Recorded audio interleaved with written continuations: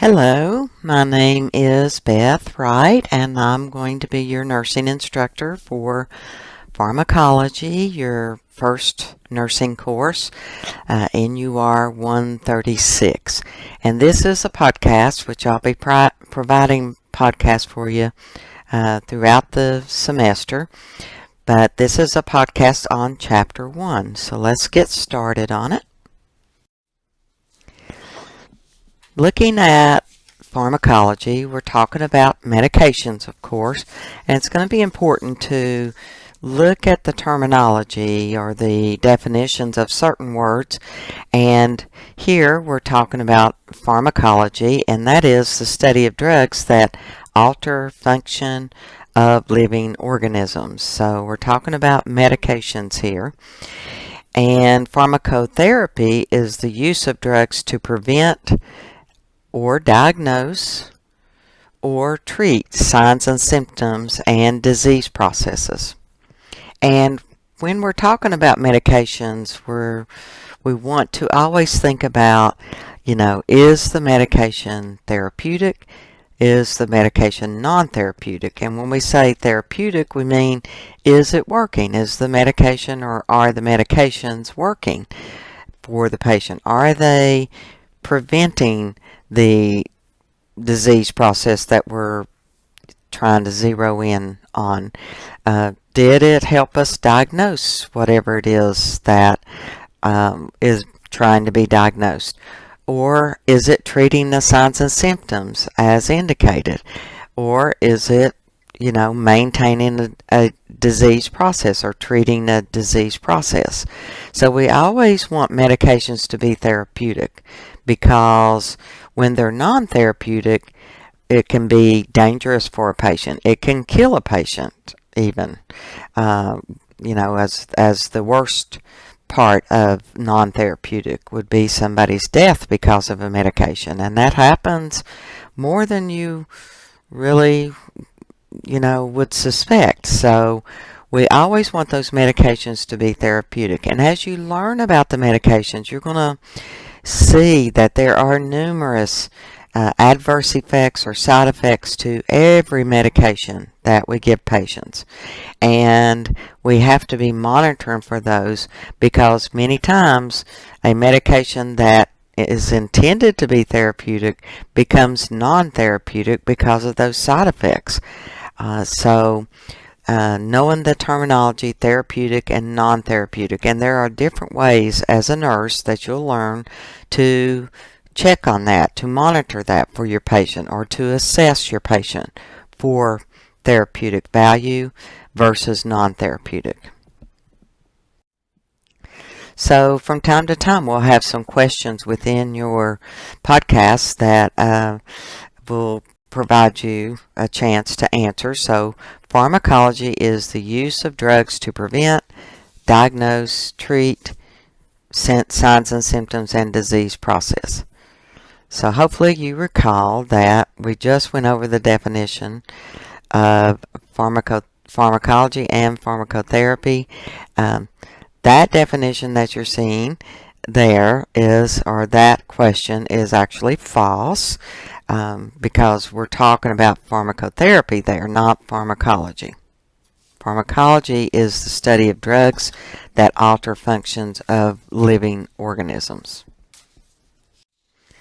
Okay, so medications are derived or put together from various different sources, from plants, animals, minerals, synthetic compounds, meaning that they've been made when something's synthetic, that it's been made, and biotechnology, which biotechnology is where they manipulate the RNA and DNA and recombining genes into hybrid molecules that can be inserted into living organisms and repeatedly reproduce.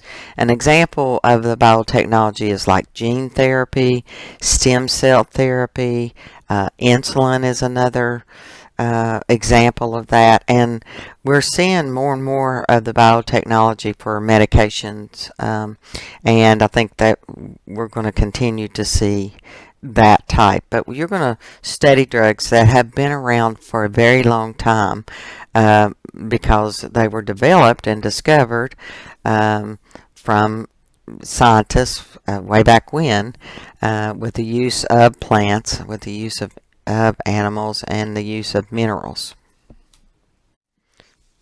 Now, when we look at medications, you're going to see medications paired up in classifications, and that's an excellent way to learn those medications in their classification, such as we have medications that treat high blood pressure, and we call high blood pressure hypertension.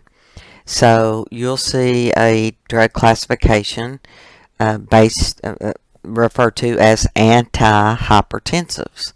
Another one is medications that are used to treat depression.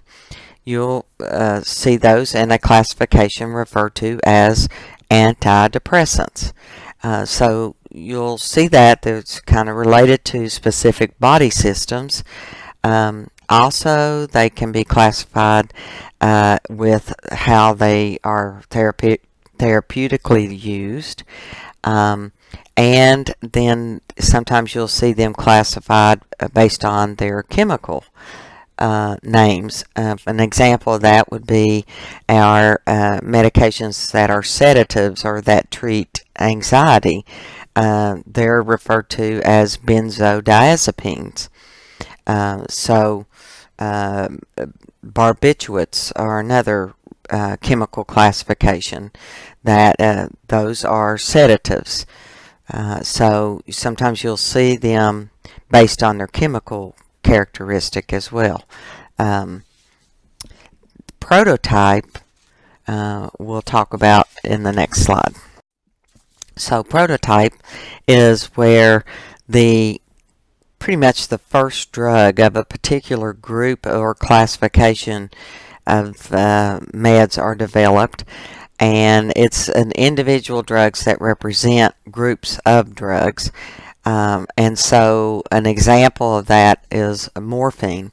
Okay, morphine is a pain medication, and that represents the opioid analgesics. And morphine was our prototype for that. Penicillin is an antibiotic, and it's the prototype for that particular type of antibiotic or antibacterial drugs. So we'll see prototypes, and they're usually signified with a symbol in your readings once you start into studying the drugs. But you got to think about prototypes. They're the first drug, again, that's developed in that specific classification of drugs, and many prototypes are still being used. But the thing we got to remember about prototypes is that first off, it's the first one that was developed in a particular group. So there may be a lot of side effects or adverse drug reactions to those prototypes, and then as time has progressed, drug companies have developed newer medications in that classification that may have fewer adverse effects. So that's what you're going to see when you study about the prototypes and drugs in that particular class. Okay, so drug names, let's talk about that. So our most common is the generic name. And I got you an example there is ibuprofen. You know that, like Motrin. Motrin is the brand name, but generic name is ibuprofen. So generic is, what that's meaning is it's the official name of the drug. Another example, furosemide is a generic name for Lasix, which is a very common diuretic that you'll see and probably administer once you start into your clinicals. And Lasix is the trade or the brand name. So generic name is what you've got to learn. because that is what is on NCLEX, and you need to definitely learn the generic names instead of the trade names. Now, the generic names are usually, you see them in lowercase letters, versus the trade name is usually the first letter of the word is capitalized. Generic names often have an ending to a specific class of drugs. For instance, our beta blockers that are used for cardiac medicines, they all have LOL at the end of them. And that's not laugh out loud, but that's the ending of those words. So you'll see that many times with generic names and classifications of drugs.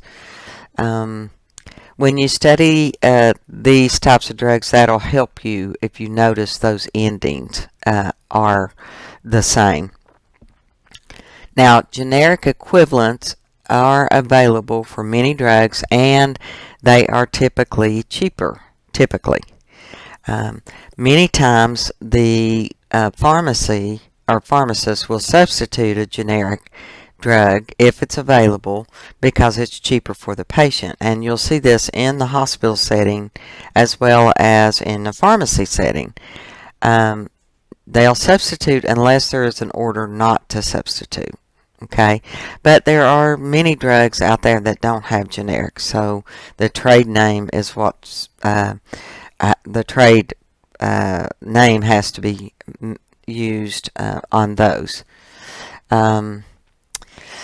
They may be prescribed either way. When this is done, patients may end up having bottles of medications in generic name and a bottle in a trade name.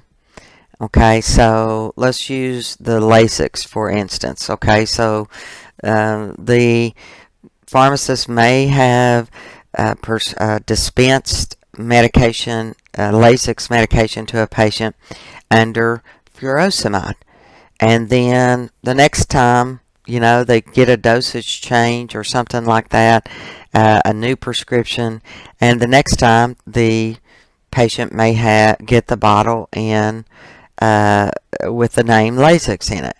And many times the patient doesn't recognize that these are the same medications, and so they can actually double dose themselves with medications. So we have a process we called medication reconciliation, where we want the patients to bring in their medications so that we can write down exactly what the patient is taking and identify any kind of problems like that. So that can be very dangerous, and many times will cause the patient to be readmitted to the hospital because they didn't recognize an issue such as that. Okay, pharmacoeconomics is the cost of purchasing, dispensing, storage, administering laboratory and/or diagnostic tests needed to monitor for therapeutic effects. So when we speak about this, we are talking about what all is involved in the whole pharmacoeconomics of medications, and how does that imply nursing. So when we talk about the cost of medications, and if you've been watching any kind of news or TV, you've seen lately the news about the cost of generic drugs going skyrocketing. And one example is an EpiPen that is used for severe allergic reactions, being so expensive. And so, that many times for patients, I have seen patients have to decide, okay, do I buy this medicine that I've been prescribed, or do I purchase food, pay my electric bill, pay my rent. I've seen people have to make those decisions. And, the cost of drugs is just astronomical. And so, the way this implies us is that, when we hear patients struggle with this kind of thing, we want them to be well. We want them to, be able to take medications that they can afford. And so there are many things that we can do. Because here's the thing about patients. They will talk to nurses many times about things like this when they won't talk to anybody else. And so when we hear patients say this kind of thing when they're struggling, or another way this may present is that a patient hasn't been taking their medication as prescribed, and we call that non-compliance. So when a patient's non-compliant, we've got to ask questions about, what's going on. Are you having any financial difficulty with being able to purchase the medicine? And so when that does happen, there are different resources out there that can help patients afford the medications prescribed. We can also consult with the social workers in the hospital setting to help us identify resources for the patient. So a couple of the resources is the drug company that manufactures the medications. A lot of times they have programs for patients who are having difficulty purchasing the meds. There are other programs out there like Faith in Action in Abington. They have Pharmacy Connect that can help patients with different medications. Sometimes pharmacies will work with patients to help them with that. So there are different things that can be done, and that's where we come in and trying to help patients be able to afford the medicines that are being prescribed for them. Okay, so let's talk about prescription and non-prescription drugs. So there are two routes to access therapeutic medications. So one is by prescription, and a prescription or prescribed medication is something that is written by a licensed healthcare provider. So let's talk about that. Who does that include? That includes a physician, a medical doctor, a dentist. It can be a podiatrist that takes care of the feet. Nurse practitioners can prescribe as long as they're under, being supervised by a physician. A physician's assistant can prescribe, and even a pharmacist can prescribe certain medications, such as flu shot. So, those are some of the folks that can prescribe. And so, look at the example of your prescription there. I've written out for you there. Ibuprofen, and it's got the trade name for you there, Motrin, 200 milligrams. So we've got, first of all, the name of the drug. Then we have the dosage.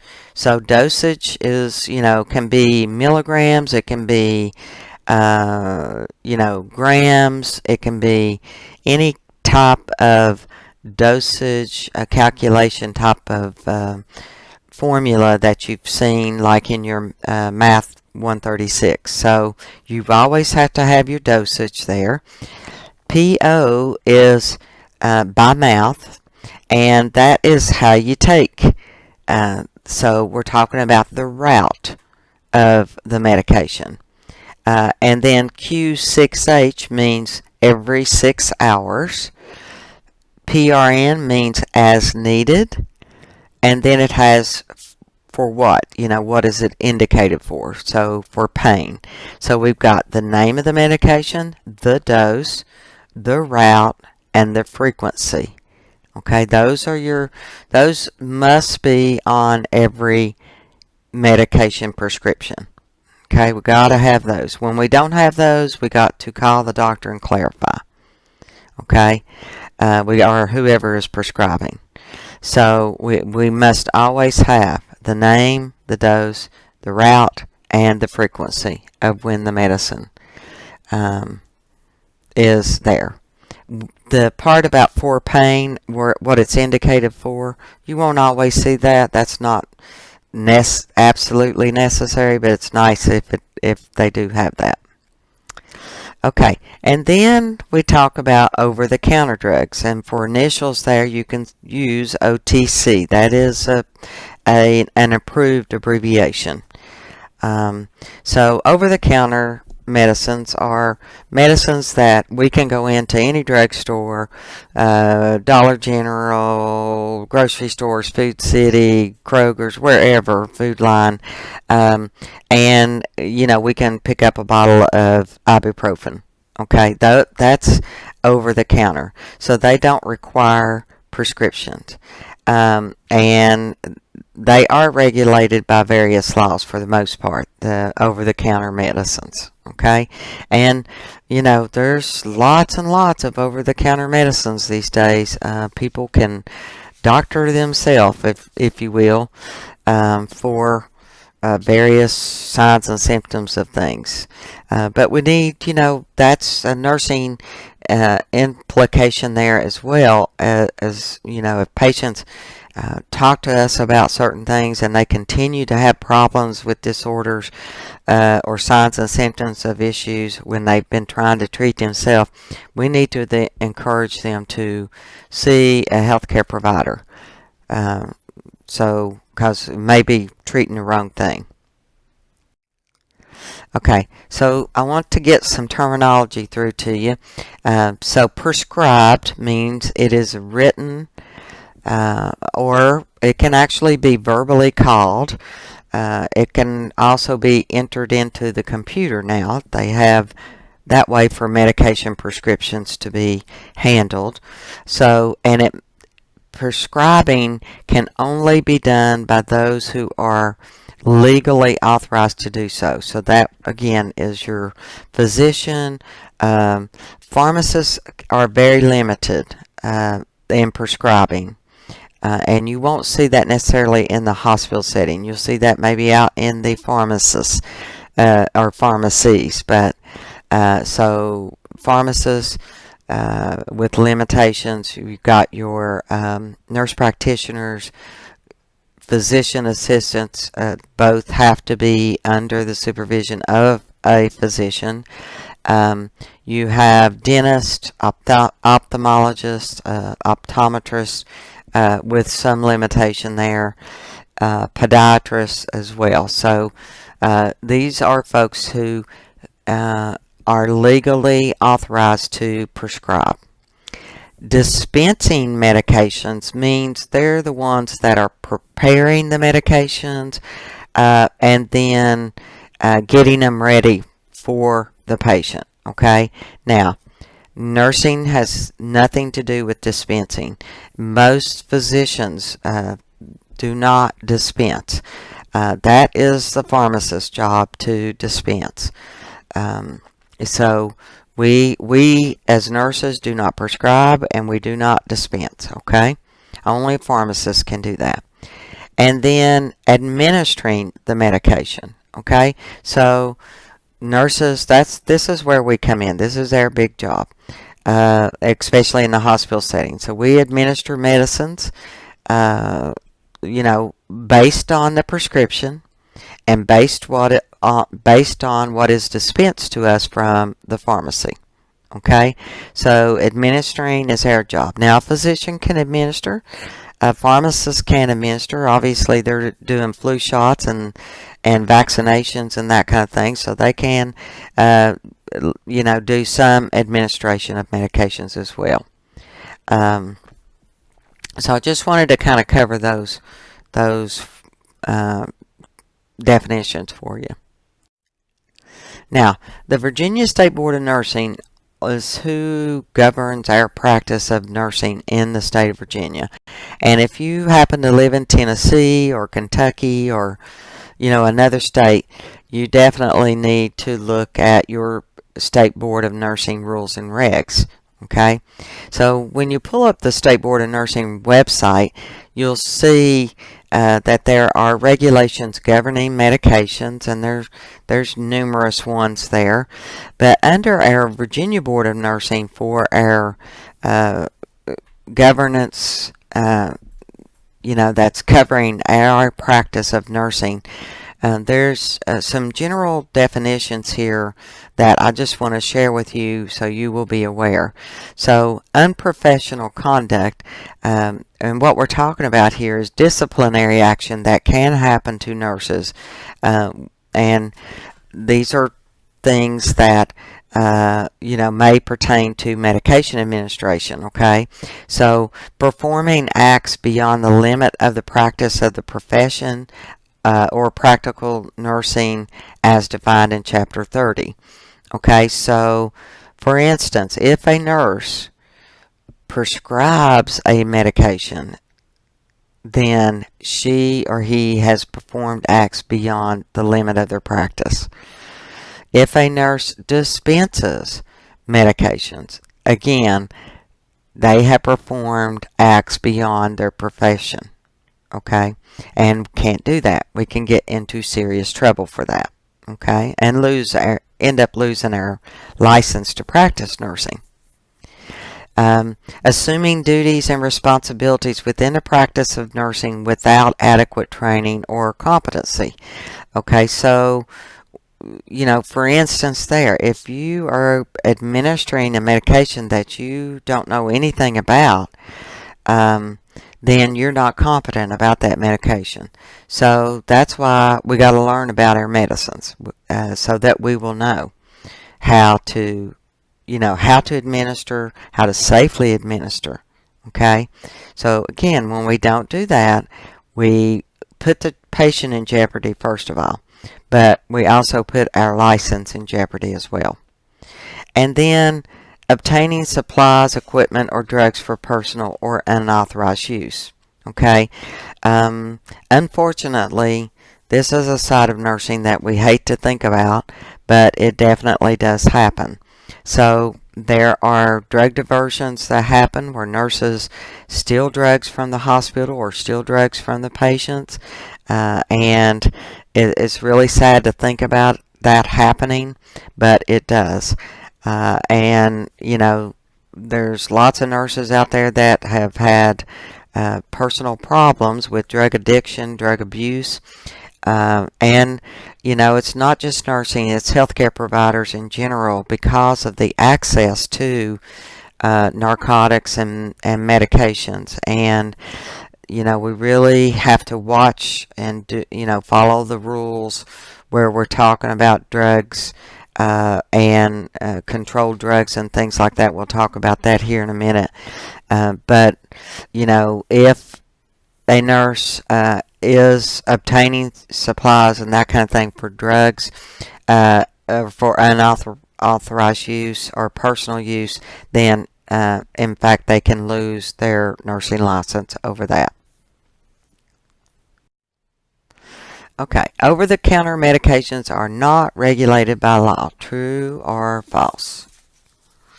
Okay, the answer is false. They are regulated by various drug laws.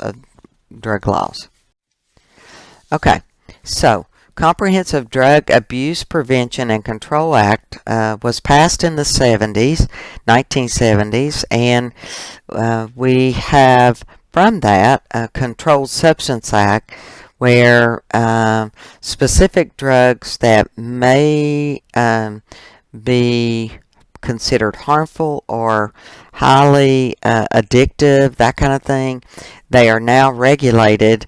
They regulate the manufacturing and distribution of these types of drugs, and they include narcotics, which are pain medications, depressants, medications that depress the system, depress the breathing, depress the brain functioning, stimulants that activate the body systems, hallucinogens or medications that would cause people to hallucinate, and anabolic steroids, and those are medications that athletes use to enhance their athletic performance.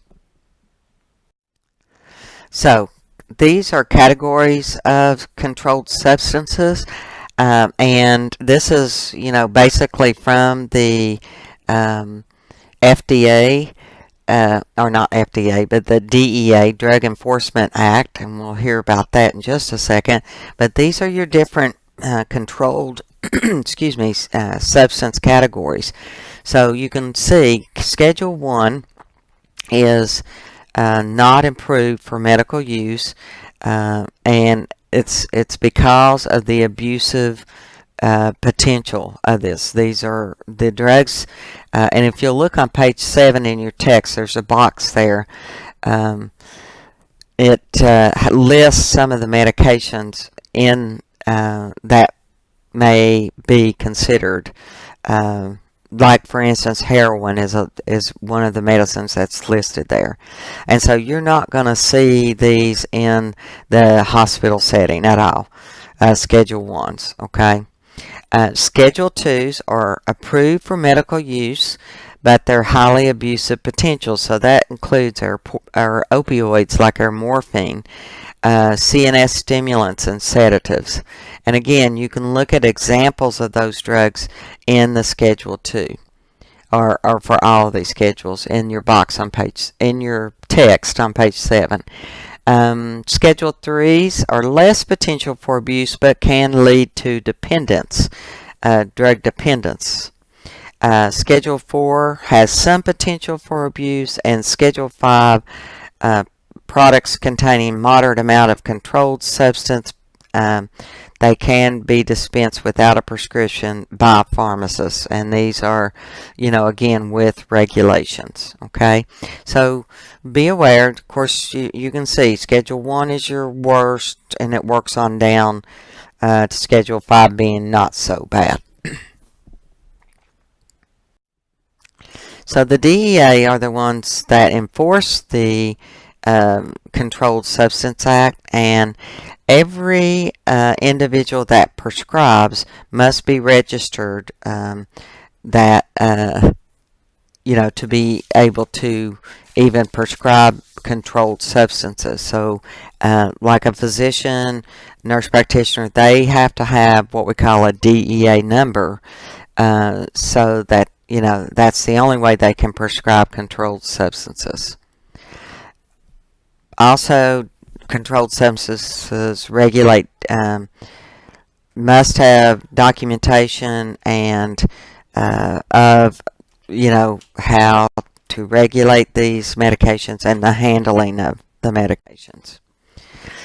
Okay, controlled 2 medications cannot have refills. So every time a controlled drug, so let's say it's a OxyContin, one of the pain medications, which is a Schedule 2 medication, those have to have a new prescription every time. They cannot be automatically refilled. So what is their role with Schedule 2 drugs?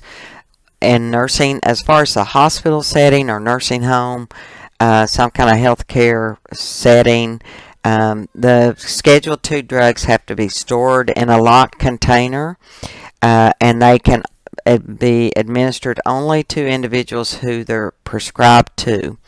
And of course, recording of the dose, documenting each dose on the medication administration record has to be done each time. An inventory has to be maintained. Reporting of any discrepancy has to be done, any discrepancy in that inventory. And then wasting or witnessing. So if a physician, what that means is, if a physician, let's say, orders 1 milligram of morphine IV push to get in the vein, okay, and the medication comes in a syringe with 2 milligrams of morphine, okay, we have to waste 1 milligram, or 1 milligram, and so when we waste that, it has to be witnessed. And what I mean by wasting, we, squirt it in the biohazard bag. We squirt the medicine in the biohazard box, and so that has to be witnessed by another licensed nurse to so that, again, that is maintaining that inventory. So there's very strict rules with controlled substances, and it's, mainly to be sure that nobody else is using the medications except for who they're intended for. Okay, this is an example or pictures of what you might see medications in a hospital setting or a nursing home setting. The picture on the right is a old-fashioned medication cart, and those big drawers on the side are double-locked medication, so you can lock the cart all together at the top of it, but then those individual drawers that are pink, they are locked in addition to the main lock. So that's many times where narcotics will be on those kinds of carts. The little drawers are usually your patient drawers. Each patient would have a drawer with their medications in them. And then the picture on the left is a Pyxis machine. So those are what we're seeing in the hospital settings. Omnicell is another name, and basically it's like an ATM for medications, and so we put the identifying information in the system, and out pops a drawer with the medications in it. So this is the type of dispensing type of machinery that we see these days. Okay, the FDA, or Food, Drug, and Administration, they are responsible for ensuring safety and efficacy of drugs before they can be marketed. So efficacy means, are they working, basically? And so specific testing standards must apply, and there are several phases of testing before a drug is even made available for purchase of, the general public. The FDA approves new drugs annually, and lots of them, unfortunately, both prescription and over-the-counter drugs, and they issue a thing called black box warning. And so I've got you a black box there that you can think of each time. So you need to pay attention to black box warnings when you're studying individual drugs. And what those are is, anytime you see the word warning, you should think, okay, that's not a good thing. But these are potential side effects that can occur with specific drugs that can be life-altering, life-changing, or even death. So black box warnings are a serious thing. We got to definitely pay attention to them on all of our medications. FDA can also change a status from prescription drugs to over-the-counter drugs. And again, there's advantages to that as far as, okay, well, we can now not have to have a prescription for a medication. But disadvantages is that people are treating themselves when maybe not even being sure about what's going on.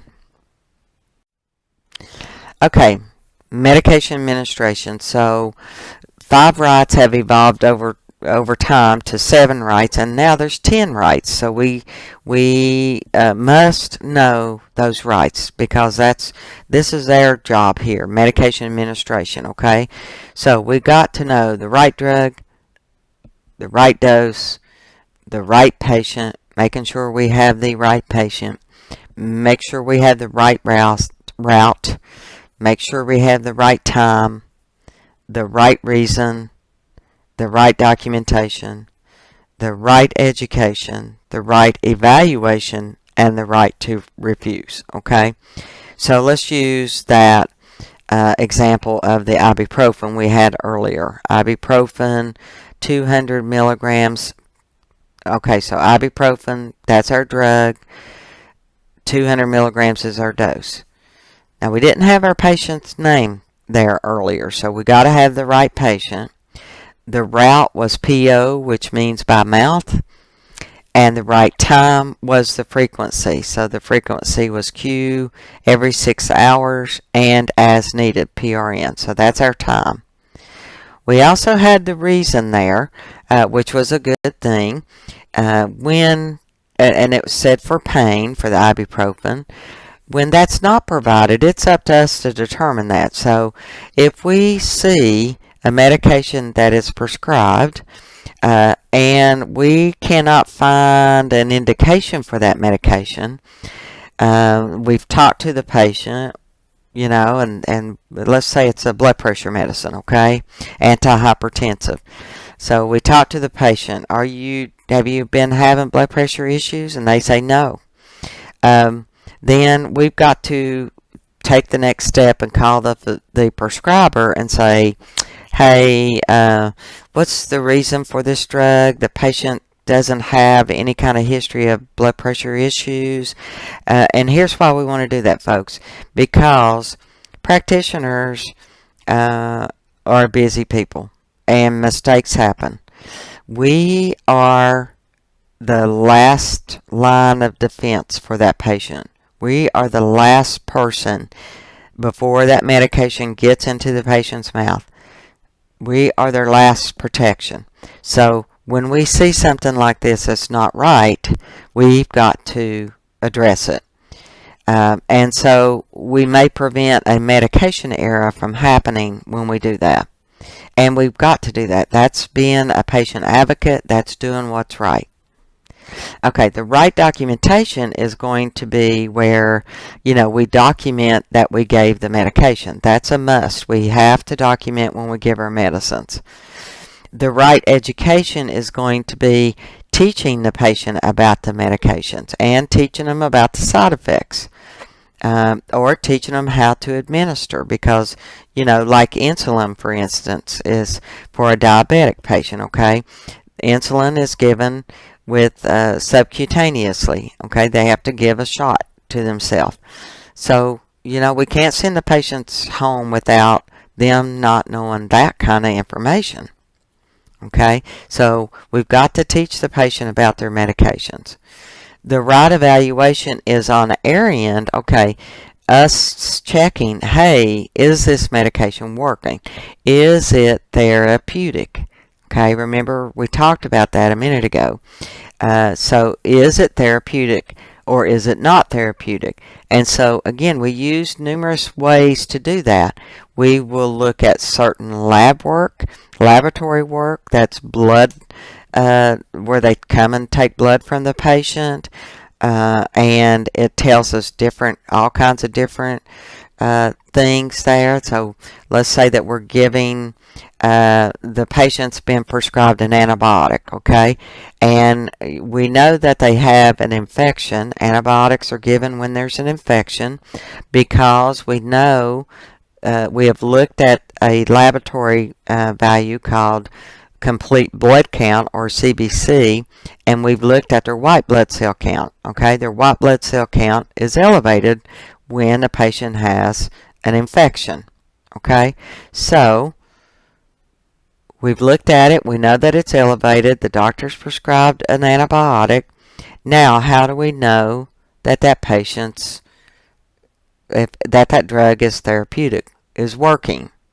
So we go back and we look at a new complete blood count, WBCs, and we see that the WBCs have decreased from the initial baseline, and that tells us that it's working. Okay, another example, we are given ibuprofen for pain. So let's say that the patient says they have a headache. So we give them the evaluation.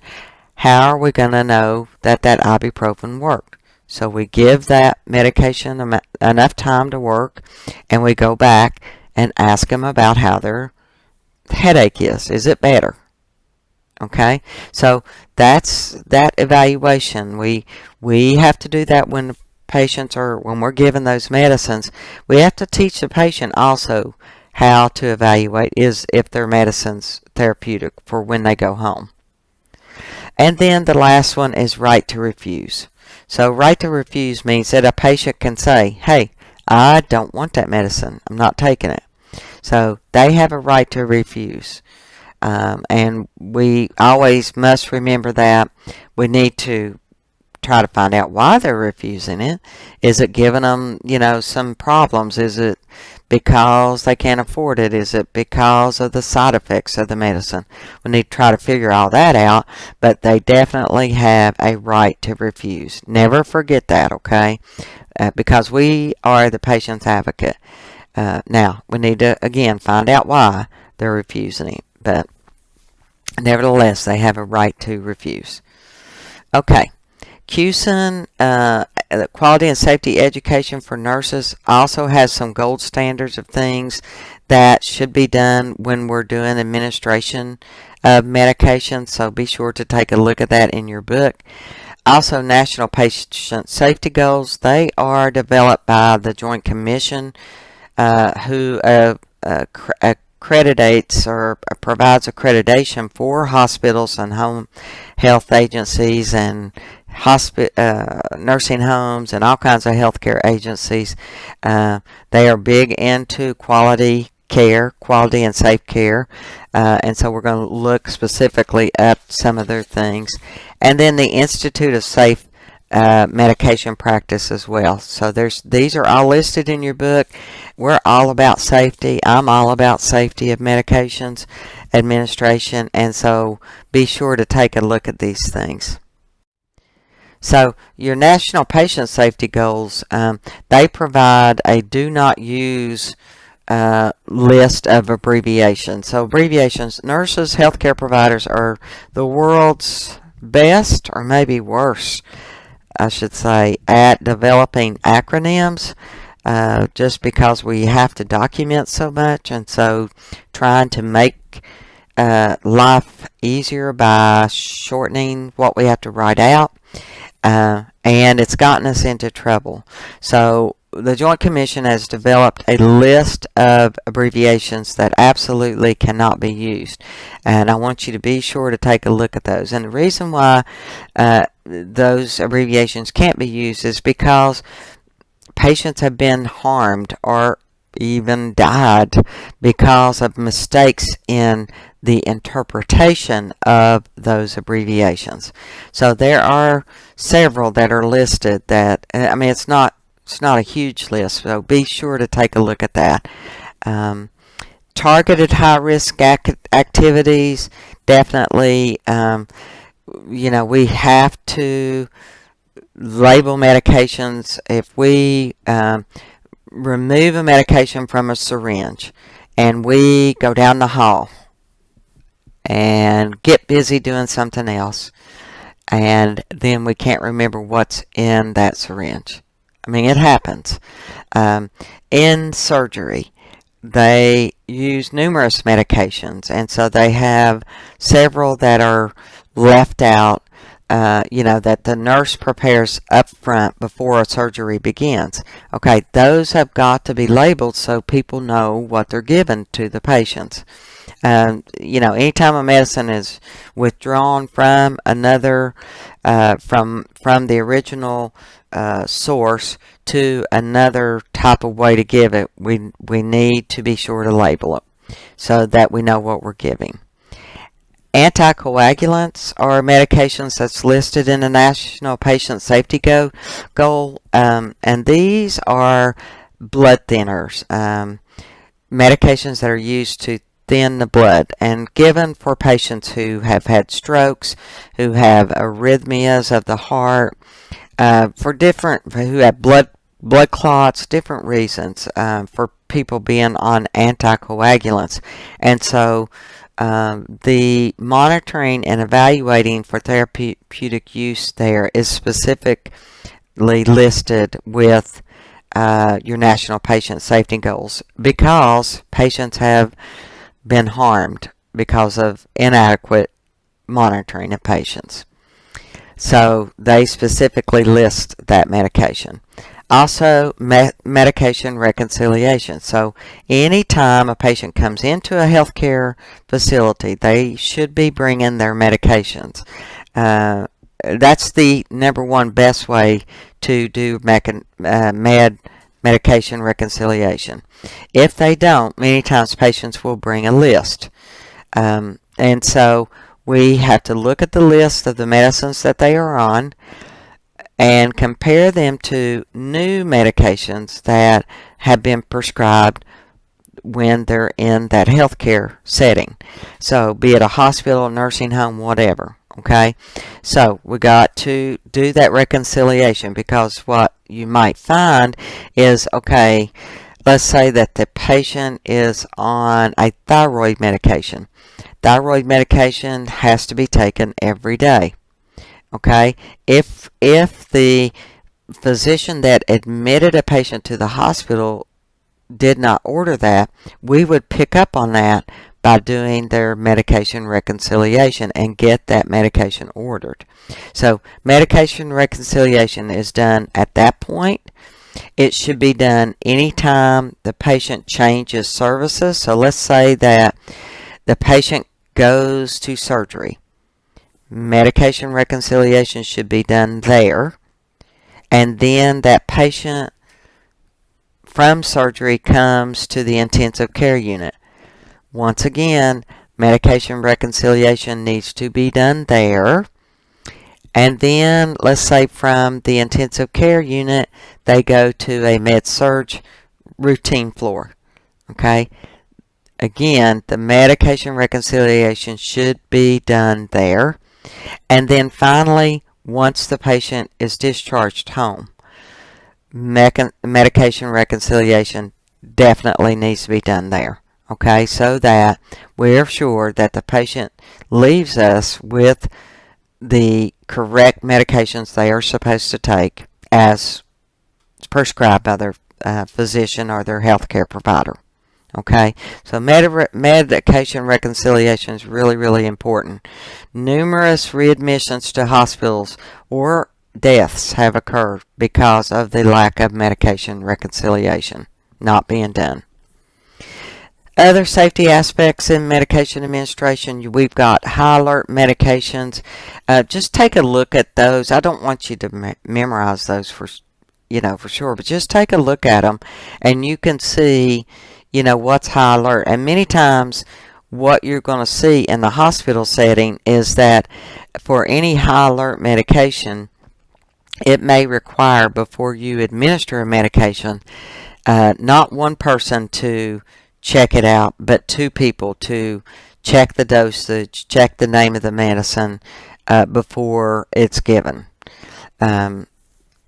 Pregnancy categories, knowing that A is our safest pregnancy category of medications. All medications have a pregnancy category.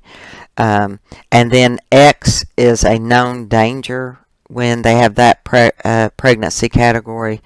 And a lot of times in your textbook it'll tell you, a patient needs to use birth control before using this kind of medicine because of the known danger for pregnancy status. And then Beer's criteria talks about in your book. This is a criteria that is specific to our elderly population so that they are prescribed the safest medications.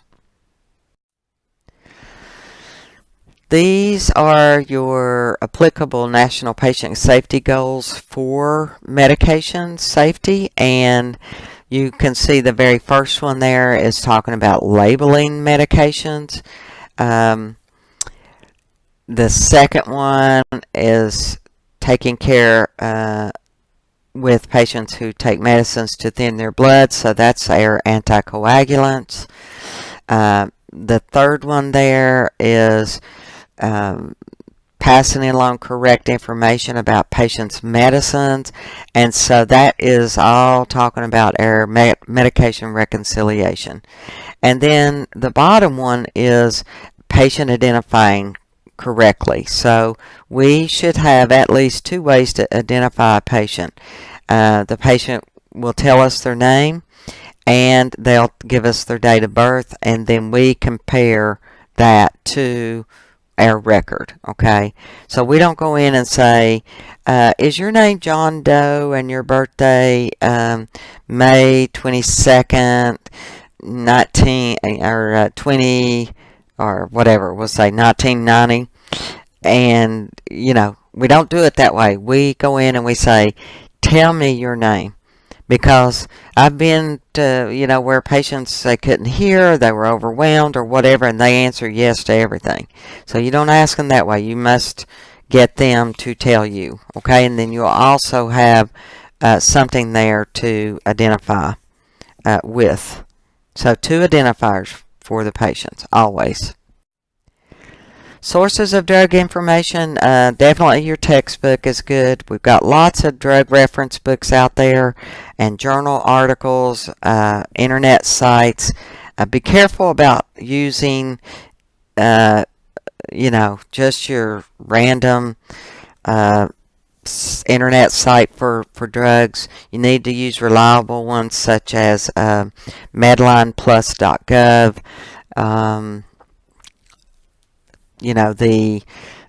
Let's say Mayo Clinic, WebMD, those are reliable, but just be careful about what you use there, and we need to teach patients about that as well. Here are authoritative sources: the American Hospital Formulary Service, we have the Drug Facts and Comparisons, and our Physician's Drug References, or the PDR. There are also apps that you can get for your iPhone, Skyscrape and Micromedics, both for iPads or iPhones. And so just strategies for studying pharmacology: concentrate on the therapeutic classifications and their prototypes, connect new drug information to similar drugs or the prototypes. And so in this course, we won't start studying medications until I think it's the third unit. And so we'll talk more about looking at what you need to focus on there. Focus on the drug's main characteristics. Also, we have objectives for each unit, so you need to definitely focus on that because that's what your test questions will come from.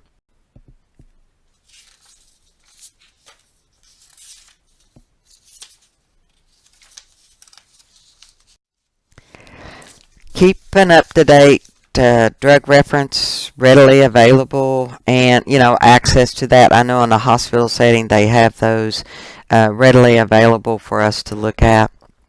And practice with your questions within your textbook as well. Okay, that concludes this Unit 1 or Chapter 1 podcast.